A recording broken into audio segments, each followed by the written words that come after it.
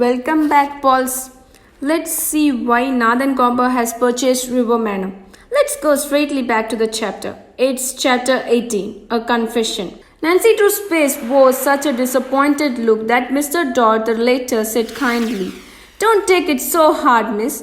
I don't think you would be partially interested in Riverview Manor. It's really not in a very good condition. Besides, you'll need a pile of money to fix that place up." Without commenting on this statement, Nancy asked, "Couldn't you possibly arrange for me to see the inside of the mansion?" Mr. Dodd shook his head. "I'm afraid Mr. Gomber wouldn't like that." Nancy was reluctant to give up. Why? Her father might even be a prisoner in that very house. "Of course, I can report my suspicion to the police," the young sleuth thought. She decided to wait until morning. Then, if there was still no news of Mr. Drew, she could pass along the word to Captain Rosland. Mr. Dodd's telephone rang.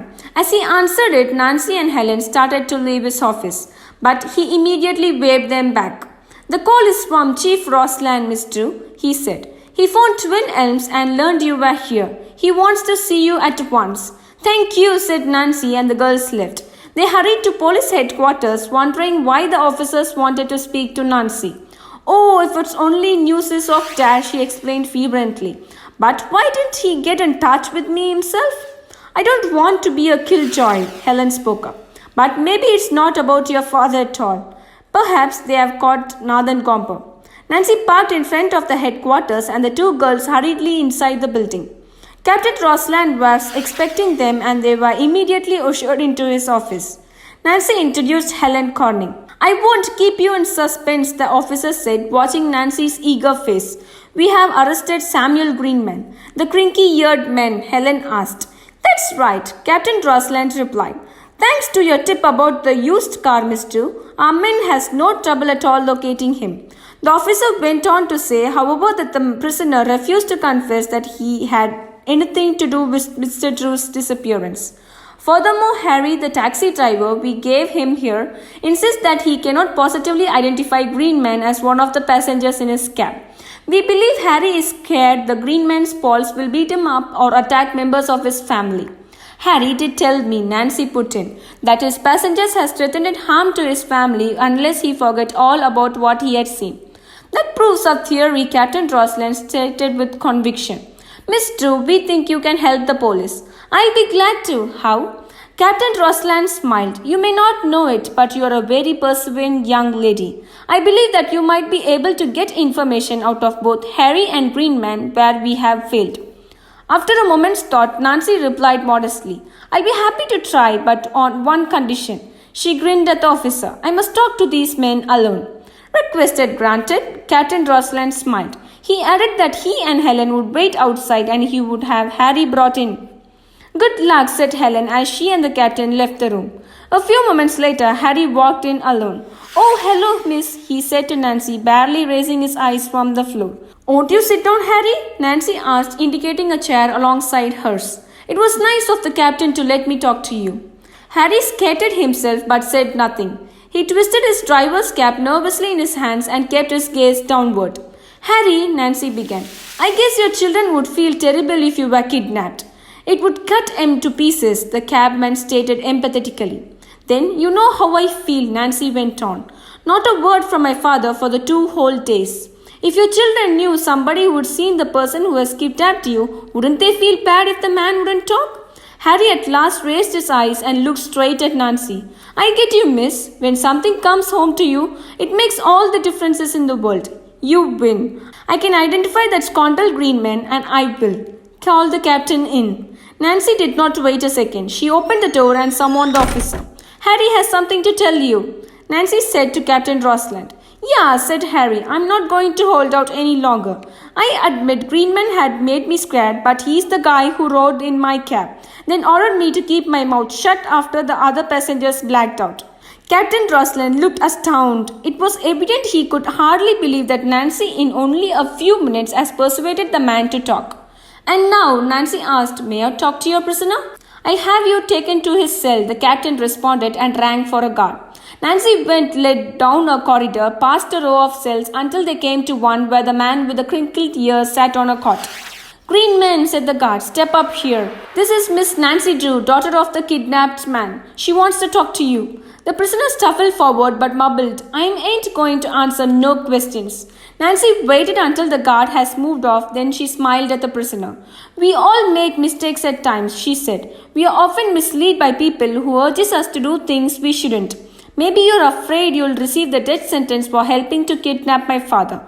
But if you didn't realize the seriousness of the whole thing, the complaint against you may turn out just to be a conspiracy. To Nancy's astonishment, Greenman suddenly burst out. You got exactly right, miss. I had almost nothing to do with taking your father away. The guy I was with, he's the old-timer. He got a long prison record. I haven't. Honest, miss, this is my first offense. I'll tell you the whole story. I met this guy only Monday night. He sure sold me a bill of goods. But all I did was see that your pop didn't run away.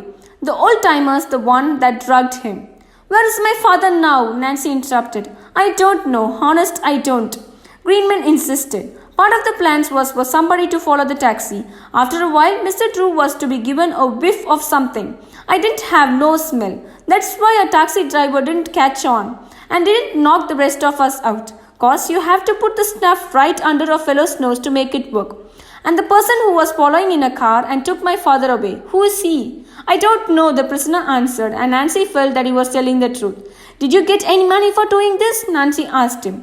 A little. Not as much as it was worth, especially if I had to go to prison. The guy who paid us for our work was the one in the car who took your father away. Will you describe him? Nancy requested. Sure. Hope the police catch him soon. He's in his early 50s, short and heavy set, pale and has kind of watery blue eyes. Nancy asked the prisoner if he could dictate the same confession for the police, and the man nodded. And I'm awful sorry I caused all this worry, miss. I hope you find your father soon, and I wish I could help you more. I guess I am a coward. I'm too scared to tell the name of the guy who talked me into the whole thing. He's really a bad actor, no telling what's happened to me if I gave his name.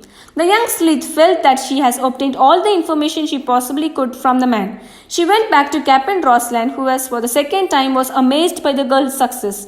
He called the stenographer. Then he said goodbye to Nancy and Helen and went off towards Greenman's cell. On the way back to Twin Elms, Ellen congratulated her friend. Now that one of the kidnappers has been caught, I am sure that your father will be found soon, Nancy. Who do you suppose the man who took your father from Greenman and his friends?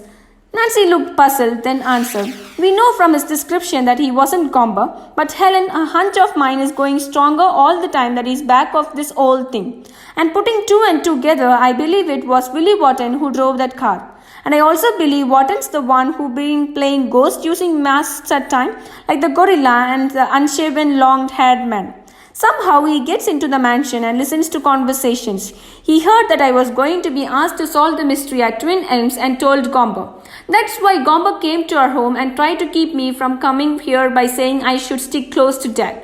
That's right, said Helen. And when he found that didn't work, he had Willie and Greenman and the other man kidnapped your dad. He figured it would surely get you away from Twin Elms. He wanted to scare Miss Flora into selling the property, and if he thought you were around, you might dissuade her. But in that I didn't succeed, said Nancy a bit forlornly. Besides, they knew Dad could stop those greedy landowners from forcing the railroad to pay them more for their property. That's why I'm sure Gomber and Wharton won't release him until after they get what they want. Helen laid a hand on Nancy's shoulder. I'm so terribly sorry about this. What can we do next? Somehow I have a feeling, Helen, her friend replied, that you and I are going to find Willie Wharton before very long. And if we do, and I find out he's really signed that contract of sale, I want certain people to be around. Who? Helen asked, puzzled. Mr. Barradale, the lawyer, and Mr. Watson, the notary public. The young sleuth put her thought into action. Knowing that Monday was the deadline set by the railroad, she determined to do her utmost before that the time to solve the complicated mystery. Back at Twin Elms, Nancy went to the telephone and put in a call to Mr. Burrell's office. She did not dare mention Gomber's or Willie Wharton's name for fear one or the other of them might be listening. She merely asked the young lawyer if he could possibly come to Cliffwood and bring with him whatever he felt was necessary for him to win his case. I think I understand what you really mean to say, he replied. I'll take it if you can't talk freely. Is that correct? Yes. Then I'll ask the questions. You want me to come to the address that you gave us the other day? Yes, about noon. And you'd like me to bring another contract of sale with Willie Wharton's signature? Yes, that will be fine. Nancy thanked him and hung up. Turning from the telephone, she went to find Helen and said, There's still a lot of daylight. Even though we can't get into Riverview Manor, we can hunt through the outbuildings over there from the entrance to an underground passage to this house. All right, her friend agreed. By this time you do the searching, I'll be at the lookout. Nancy chose the old smokehouse of Riverview Manor first, since this was close to the Twin Elms property line. It yielded no clue and she moved on the carriage house. But neither in this building nor any of the others did the girl's detective find any indication of entrances to an underground passageway. Finally, she gave up and rejoined Helen. If there is an opening, it must be from inside Riverview Manor, Nancy stated. Oh, Helen, it's exasperating not to be able to get in there. I wouldn't go in there now in any case, Helen remarked. It's way past supper time and I'm starved. Besides, pretty soon it'll be dark. The girls returned to Twin Elms and ate supper. A short time later, somehow banged the front door knocker. Both girls went to the door. They were amazed to find that the caller was Mr. Dodd, the later. He held out a large brass key towards Nancy. What's this for? She asked, mystified. Mr. Dodd smiled. It's the front door key to Riverview Manor. I've decided that you can look around the mansion tomorrow morning all you please. Wow, Nancy has finally got the keys to Riverview Manor. Will she find any secret passage inside? Let's stay tuned for the next chapter, guys. Have a happy day.